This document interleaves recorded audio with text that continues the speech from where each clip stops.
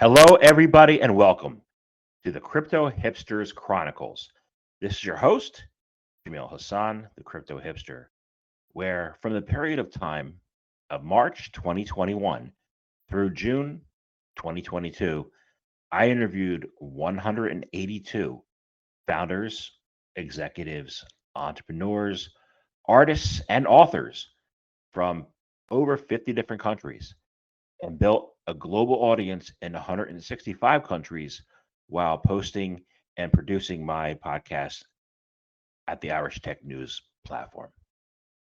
Since then, I realized there's a lot of incredible content in the interviews that I had, and my interviews with Thought Leadership podcast interviews that had amazing gems from all the guests that I was able to interview.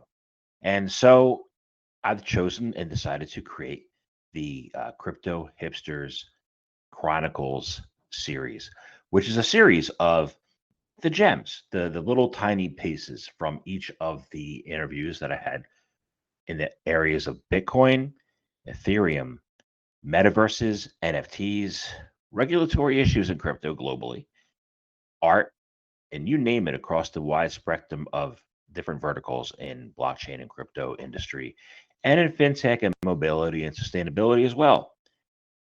These are about 15 minutes long, each chronicle, and has three, four, or five different segments from different interviews. So I hope you enjoy them. I hope you have learned a lot. And if you'd like to listen to the full podcasts, they are available online at both the Irish Tech News and on Anchor. And in a future date will be available on the Crypto Hipsters station as well. So please enjoy and talk to you soon.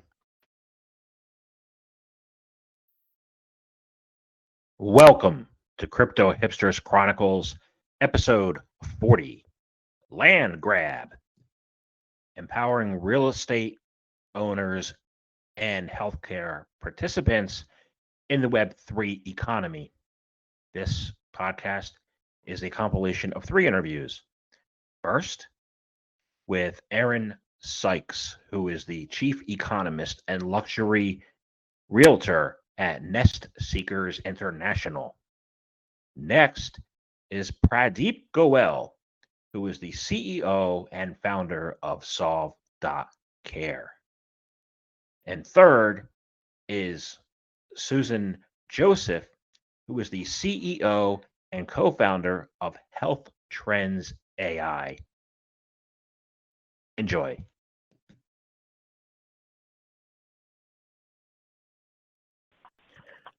I want to go there. I want to go there. It is so cool. I'm in Connecticut. I want to flee. And that leads me to my next question. Now, what is going to, it's this. Why are people fleeing New York City and Connecticut for Florida? And what other migrations are you seeing right now and why? So, people are fleeing New York City, even Connecticut and New Jersey, for Florida for the obvious reasons. We are right now more business friendly, and we have tax advantage. However, really, what I think is below all of that momentum is safety. And every time there is a riot, every time there's a random act of violence in Manhattan, my phone starts ringing. And it's people who are simply fed up, and they just, it's the straw that broke the camel's back. And they say, if one more thing happens in this city that really frightens me, I'm out. And that's what's continuing to happen. And that said, we've seen a lot of strong momentum of purchasers in Manhattan. Now, most of those purchasers have been international. So it's international citizens purchasing properties in Manhattan because they feel that the value there is stable and it's a good place to park some money for the time being. So it's not going to crash anytime soon. However, in terms of where people are spending more of their time, that's when they're coming to Florida. Maybe they're keeping a pied-à-terre in the city, or just not going back and forth to their apartment quite as often as they used to. And you can count me in that group, where I used to go back and, do 2 weeks here and 2 weeks in New York. And now it's become 3 to 5 days a month in New York City and the rest of the time in Florida, simply because my life is higher functioning here. And my business is much stronger. You said an important word that I got to ask about, because it requires subtlety, and I'm not great at subtlety. But the word riots, you have that not just in New York, but you have that all around. And what impact, or how do we deal with that, effectively, so that it's not an issue going forward and people are free to migrate around? Yeah, I mean, I would love to find a solution, because it's not a healthy thing, clearly, for cities, from a safety perspective, from a financial perspective. Nobody wants to be near a riot. Nobody wants to have this in their community. So I think that there is, there's a lot of healing that needs to happen. And people need to really start to come together, because it's been divisive in the last couple of years, and it's really not helping anyone. I agree. So, community healing, I want to talk about that in a bit, but I want to backtrack 1 second first and talk about the blockchain, right? Over the years, the role of the blockchain has changed and altered in real estate and real estate development. What did it start out as, and how has it grown, and what is it today? Sure. So the blockchain is, the backbone of cryptocurrency, as you're well aware. And the way I see it integrating most synergistically into real estate is simply by creating a housing structure for all parts of a transaction and of a property. So right now, it's pretty common that we get midway through a transaction and, there's a surprise of some sort. If that's a surprise in title, if that's, an encroachment, if that is the need for a last-minute survey, whatever it is. Now, my ideal scenario would be having all of those elements attached to a property live in a single place, which would be the blockchain. So I think that is, the short-term goal for using blockchain. In addition, I think, international transactions via blockchain and crypto are far simplified compared to conversion of one currency into another. So that's, something that we can really look forward to. And of course, the speed at which these transactions can occur would be far improved from where they are at present. So you just said Softglock Care is helping to do that. What specifically how are you specifically helping the individual? So while it's a complex solution or complex problem and requires a very thought out solution, I'll try to simplify it for the listener. So in our world, what we have done is we've built a platform similar to, let's say, Salesforce.com, for those of us who have used CRM solutions to do business processes. We have built a blockchain-enabled health relationship management platform on which you can design and launch digital health networks, where each relationship between participants can be defined and managed in a very transparent and auditable manner. So essentially, think of it as CRM meets blockchain meets healthcare, right? So, and that's what we call a health relationship management platform.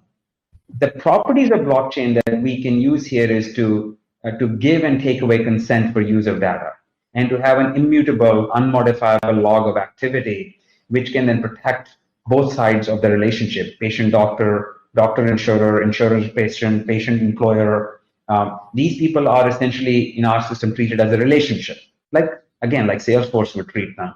But that relationship can have very well-defined parameters that are on the blockchain on what they can or cannot do with each other, which means that when you form a relationship with somebody, you know exactly what the rules of the game are.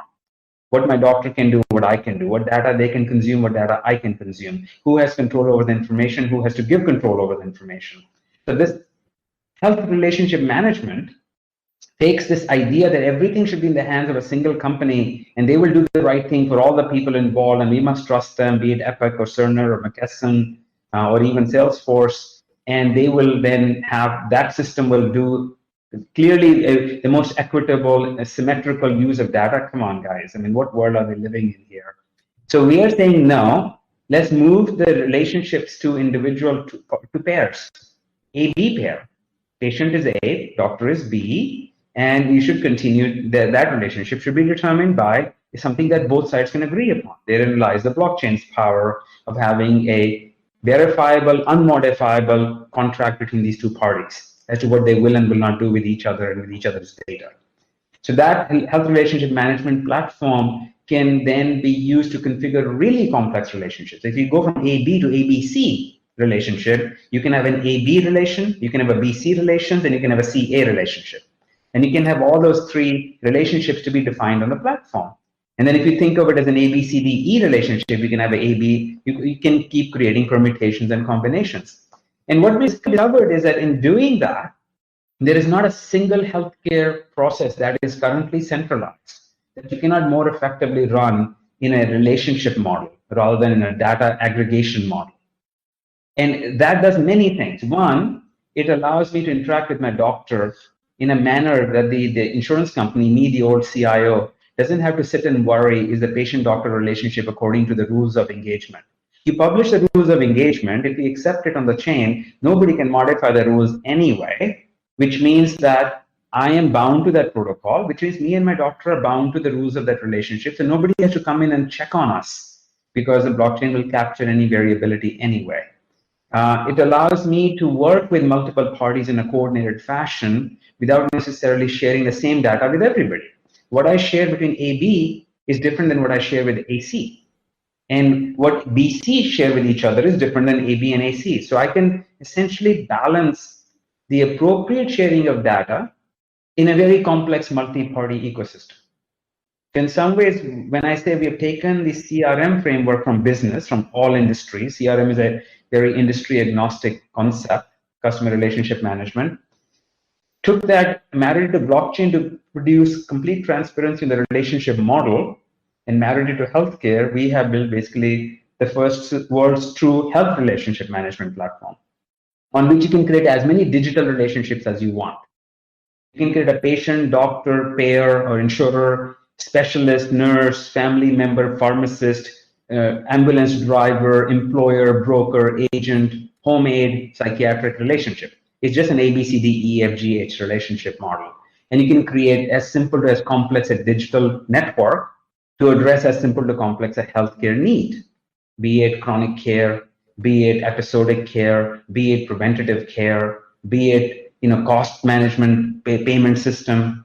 You can pretty much do anything. So at the fundamental level, we have built a health relationship management platform for digital relationships that can be networked into very complex ecosystems. So it is Salesforce.com meets blockchain meets healthcare. So let me ask more simply, if I understand this right, you're saying the digital relationship between patient and doctor drives the actual relationship between the patient and doctor. Absolutely. Right, because then we have on both sides of the relationship a standardized application called Care Wallet. So whatever the relationship activity is, let's say that my relationship rules are that I can share with my doctor my prescription, my vital signs, my symptoms. I can request an appointment. I can send in my insurance eligibility card. Those are my permitted relationship actions. Those actions, the doctor knows what to do with, but their wallet knows that given the relationship definition, this is what they should expect from me. And on the reverse side, this is what they can send to me. They can send me a prescription, an appointment confirmation. They can send me a referral to another physician, specialty care provider. They can make a referral to a pharmacy or a lab for a test. They can ask for payment and they can receive payment from me directly. So this whole, what used to be a very complex business process managed by third parties is now a relationship definition between the doctor and I. And if we had to change something, all you do is to change the relationship definition on the chain, and every relationship on the network will change. So in doing so, I don't need to have, first, I don't need to store everybody's data. The patient has their data in their wallet, the doctor has the data on their wallet, and the interaction between the data is driven by the published relationship. So I don't need to have some mega data repository where every patient's data is. I can let any patient talk to any doctor and do seamless data exchange without the patient having to give up control over their data.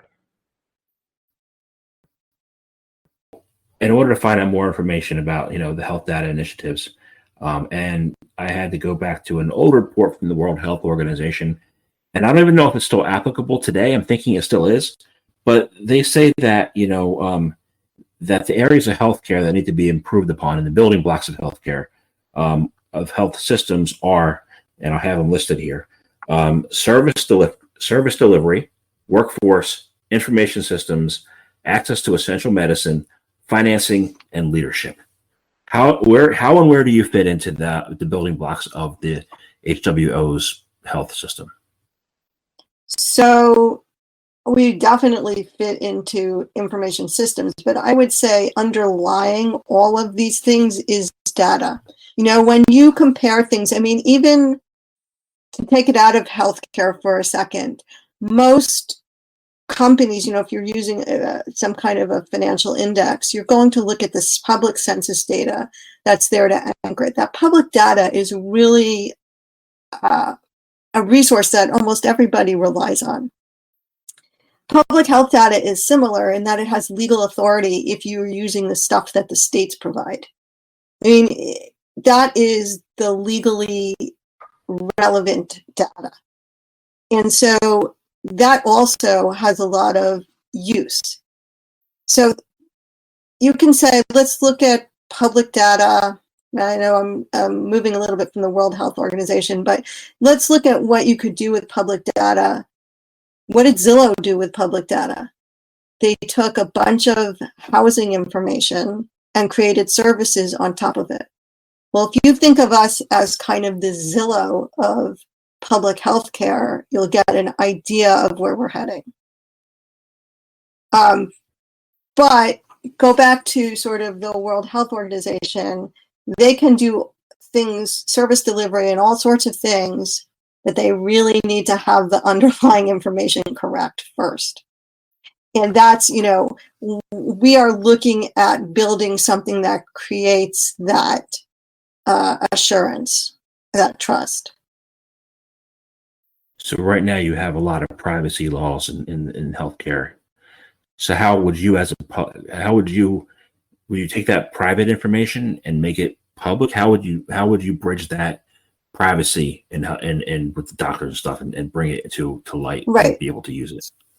So we're not looking to create protected information, availability for protected information. That still stays private. Our focus is on public health, and public health has the ability to set up different types of data in aggregate than probably private data does, because of public health rules. And so we're looking at the public health records that are reported and making that really easy to use. You would think that would have been easy to use. I mean, sure, imagine what this pandemic would have been like if that information was available literally at the drop of a hat, right? I click, I get it. You don't click and get it today. It just doesn't exist that way. And so we would like to make it so, and not just for pandemic information. I mean, it's unfortunately a great use case, but all public information should be that way, easy to access and click. It's not, you use this information. It's just like, this is our information. It is open information, open government information, and it should be very easy to use and access. But it isn't.